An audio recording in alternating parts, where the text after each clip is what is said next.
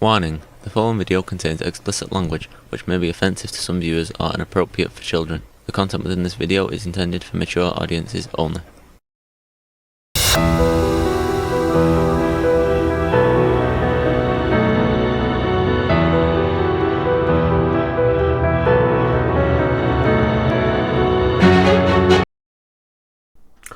Hello and welcome to this video. I hope everyone's doing well. Hope everyone's having fun. Once again, we are jumping into the black tapes. But before we do that, still playing with positioning the tapestry and stuff like that. Behind me, I haven't figured out what I want, how and where I want it yet. So videos are it's gonna be kind of random, you know, kind of like me sometimes. But so here we go with Black Tapes, episode 7, season 1, Cabin Fever. Simon, who's coming? What's coming? What are you talking about?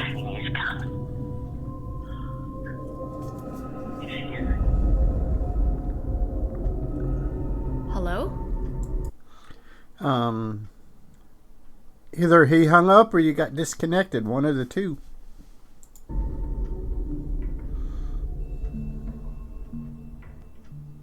I called back, but Barnes told me Simon had been taken to his room and sedated. I went back through the photos on my phone, but I didn't find anything new. I wanted to take another look at that cabin, and I needed a fresh set of eyes. Yeah, getting a fresh set of eyes on it. I don't know if Strand would qualify.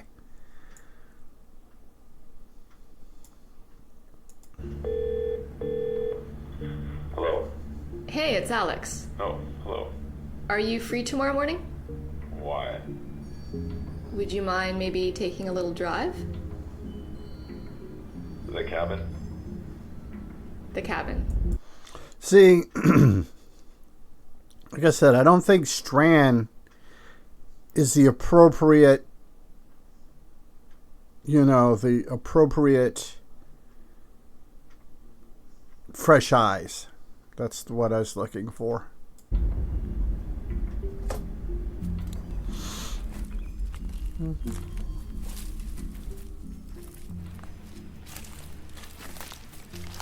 What are we looking for?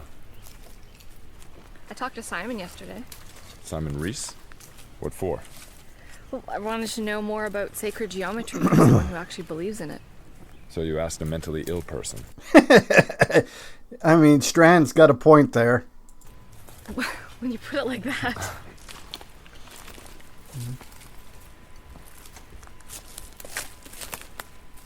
So why come back here to the cabin? I wanted you to see the numbers in person.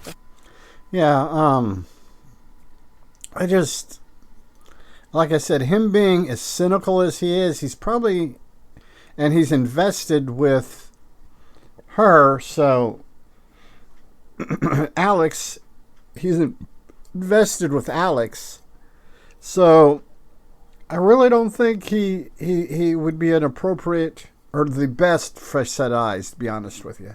Before somebody painted over them.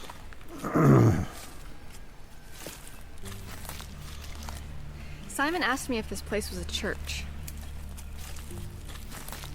Way out here? Way out here.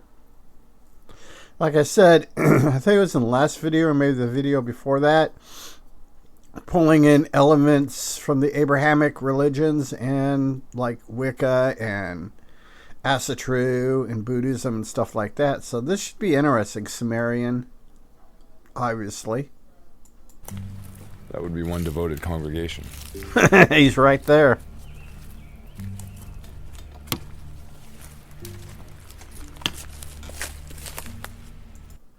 Yeah,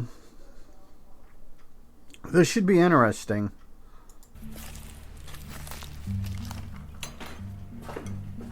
So that's the symbol, the face I was telling you about.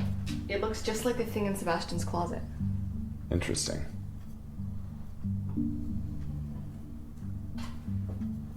That word again, interesting. I keep using it. I need to find a new word because I feel like a broken record sometimes, or a broken needle on a record. Just kind of skipping. What is it? Look at the way the sunlight's coming in through the boards over that window. Okay. Now, look at the light that it's casting on the opposite wall. Okay.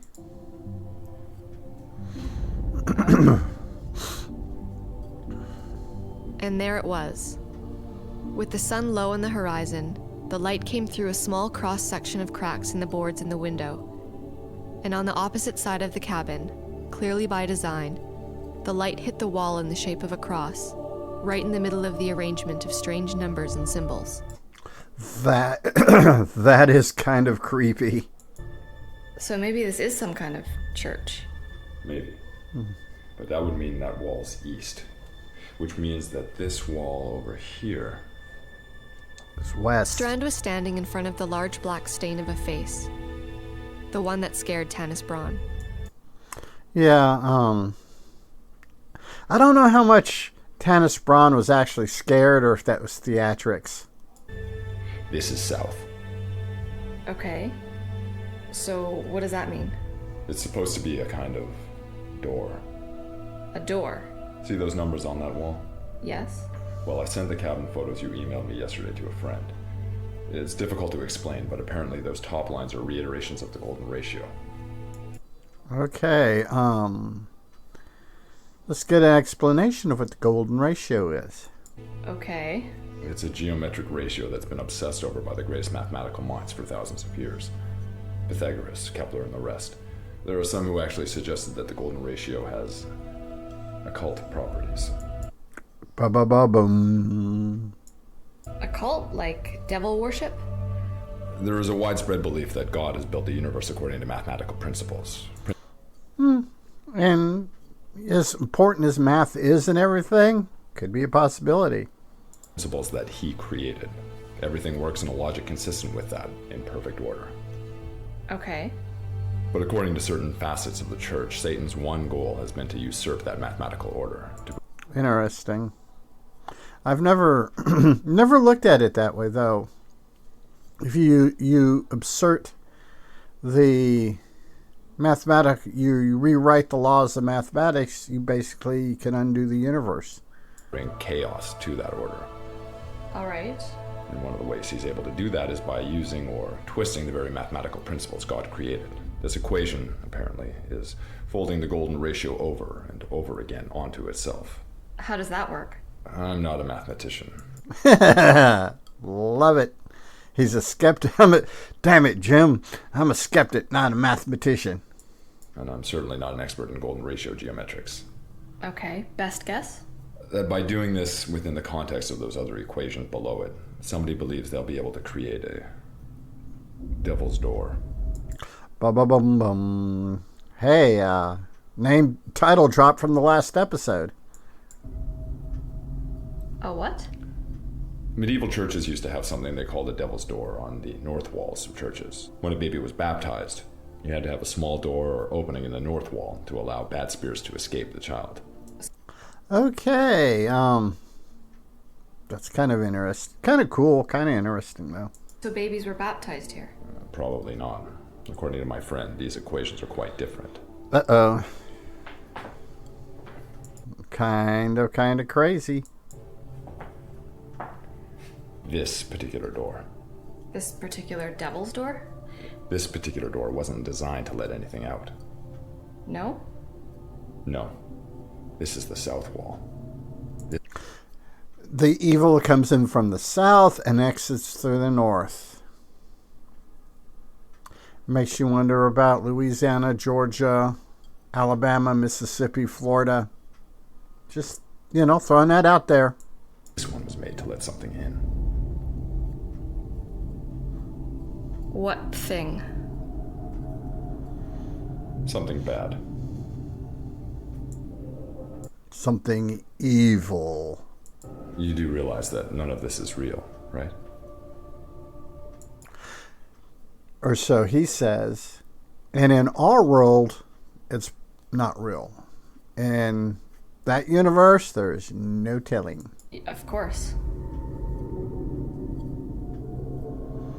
Hello, this is a message for Alex Regan. I understand that you feel you need to drag my father into the spotlight to increase your ratings or whatever, but I'd like you to stop talking about me and my mother. What the hell? Where did this come from? Okay? Goodbye. That was Richard Strand's daughter, Charlie. She left that message with somebody at Pacific Northwest Stories a few days ago while I was away in California. As soon as I got the message, I called her back. Why would you do that?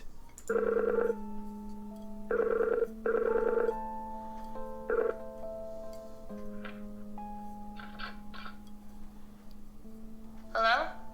Hello, Charlie? It's Alex Regan. Hi. I was expecting a click. I just wanted to say, I'm sorry if this story has impacted your life in a negative way. It was certainly not my intention. My father's an but he didn't kill my mom.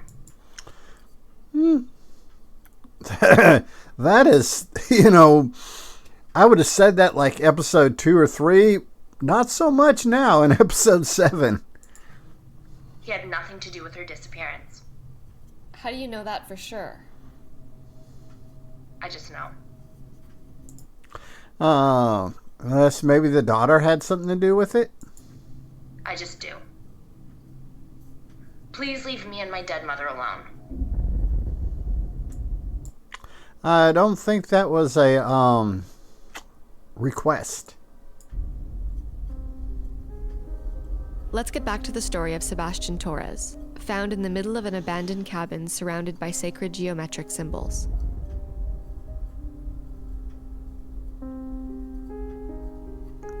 We did everything we could, but unfortunately, both of Sebastian's parents have refused to speak with us. Imagine that.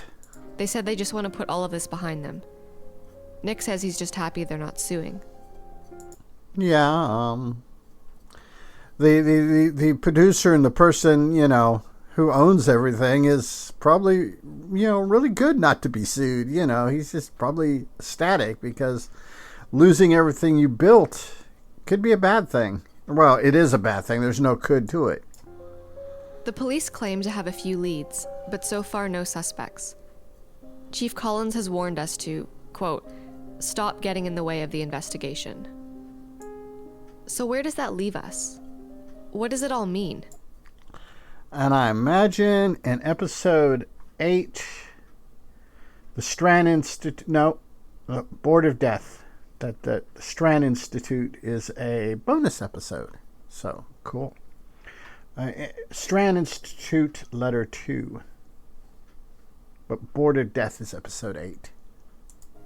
Are there just some mysteries we'll never be able to solve? I can't accept that. This stuff is too fascinating.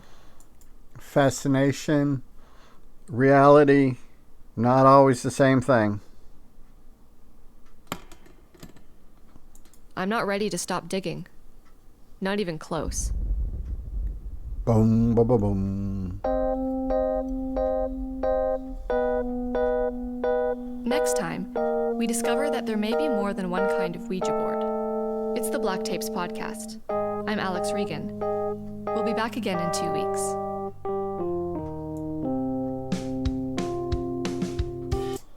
Yeah, that was an enjoyable episode, I'm going to be honest with you. And once they tied it back in episode 6, just chef's kiss. It just, I still think 6 is a little bit creepier than 7, but 7 does have a creep factor to it. So, we'll go ahead and wrap this up here. And until next time, be a good human. Be good to other humans. Peace.